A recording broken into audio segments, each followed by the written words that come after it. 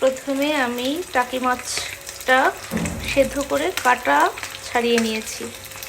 কাটা ছাড়িয়ে নিয়ে একটু 2 টেবিল চামচ হচ্ছে তেলের উপরে আমি এই কাটা ছাড়ানো মাছগুলোকে হালকা করে ভেজে নেব, হালকা বাদামি করে। তাহলে একটা আলাদা ফ্লেভার যোগ হবে টাকি মাছ ভর্তার মধ্যে। আর আমি এখানে 3টা নিয়েছি, একটা বড় সাইজের আর 2টা ছোটো ছোটো সাইজের। 3টা টাকি মাছ নিয়েছি।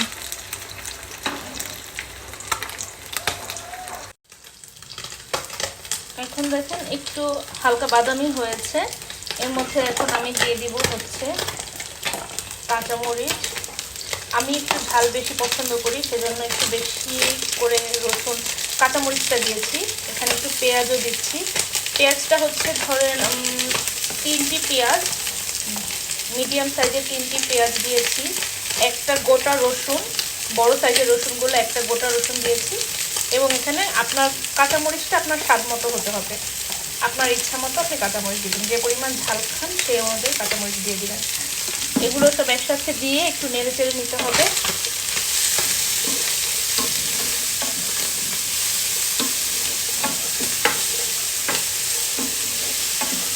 নেড়ে চেড়ে আমি একটু ঢেকে দিব, যাতে কাঁচামরিচটা আর পেঁয়াজগুলো একটু সেদ্ধ হয়। তারপর আমি এটাকে আবার ভাজা ভাজা করবো একটু লালচে করে।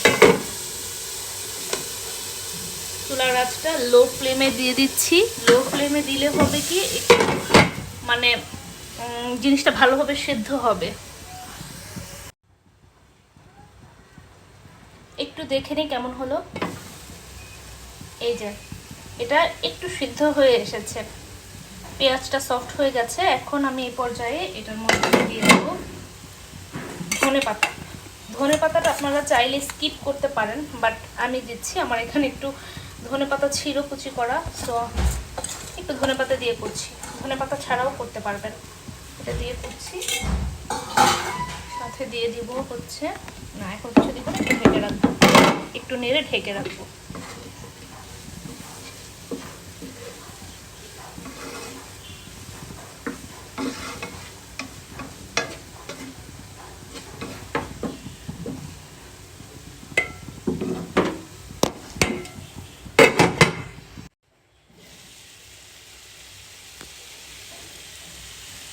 এখন আমি একটু লবণ দিয়ে দিব। লবণটা শেষের দিকে দেবার কারণ হচ্ছে, শেষের দিকে দিলে হচ্ছে ফ্লেভারটা ভালো থাকে মশলার, ঠিক আছে? লবণ আগে দিয়ে দিলে ফ্লেভারটা তো সুন্দর আসে না, তাড়াতাড়ি পানি ছেড়ে দেয়, সেজন্য হচ্ছে একটু ভাজা ভাজা গন্ধটা একটু দেরিতে আসে। ফার্স্টের দিকেই হচ্ছে আমি এই জন্য লবণটা দিই। লবণটা স্বাদ মতো দিয়ে দিবেন আপনার পরিমাণের উপরে। তো একটু নাড়াচাড়া করে আরও একটু কিছুক্ষণ রাখি। যখন সব কিছু সফট হয়ে যাবে তখনই আপনার এটা হবে, ততক্ষণ পর্যন্ত অপেক্ষা করতে হবে। এখন একটু চেক করে নেব আমি যে কি অবস্থা। এই যে দেখেন কাঁচামরিচগুলো সফট হয়ে গেছে এবং সাথে অন্যান্য উপকরণগুলো সফট হয়ে গেছে, মানে টোটালি হয়ে গেছে জিনিসটা। এটাকে আমি মাঝে একবার নেড়ে দিয়েছিলাম, আপনারাও এটাই করবেন। তো জিনিসটা ভাজা ভাজা হয়ে গেলে জিনিসটার ফ্লেভার একটু অন্যরকম হয়। মোটামুটি ভাজা ভাজা হয়ে গেছে। এখন আমি এটাকে চুলা নিভিয়ে একটু কিছুক্ষণ রেখে দিব, দমে ঢেকে রেখে দিব। তারপরে একটু ঠান্ডা হয়ে এলে আমি হচ্ছে ব্লেন্ডারে ব্লেন্ড করে নিব। আর ব্লেন্ডটা করার পরে কেমন হবে সেটাও আমি আপনাদেরকে দেখিয়ে দিব, কারণ বেশি মিহি হয়ে গেলে কিন্তু ভর্তার টেস্ট আর থাকে না, একটু আধা বাটা টাইপের রাখতে হবে। সো আমি সেটা আপনাদেরকে দেখিয়ে দিব করার পরে, ঠিক আছে? এই পর্যায়ে চুলা বন্ধ করে দিয়ে আমি একটু ঢেকে রাখছি 10 মিনিটের মতো। এই যে দেখে নিন ভর্তাটা, এটাকে আমি একটু আধা বাটার চাইতে একটু বেশি করেছি। হ্যাঁ, আপনারা একটু কম করলেও করতে পারবেন, কিন্তু বেশি করবেন না। বেশি যদি হয়ে যায় তাহলে ভর্তার টেস্ট মানে পুরোপুরি লাগবে না, ঠিক আছে?